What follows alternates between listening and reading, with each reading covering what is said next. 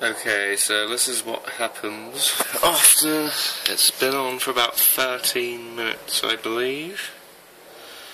It does this with RGB and composite. It's running through composite at the moment, so I thought it might have been an RGB problem.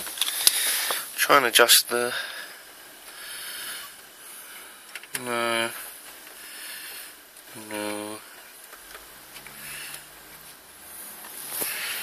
No, I think it will eventually reduce to nothing if I leave it.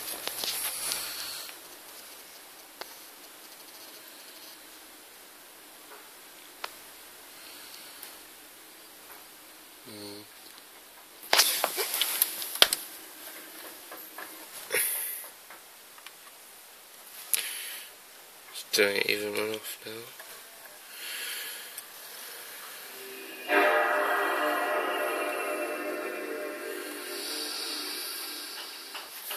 Help!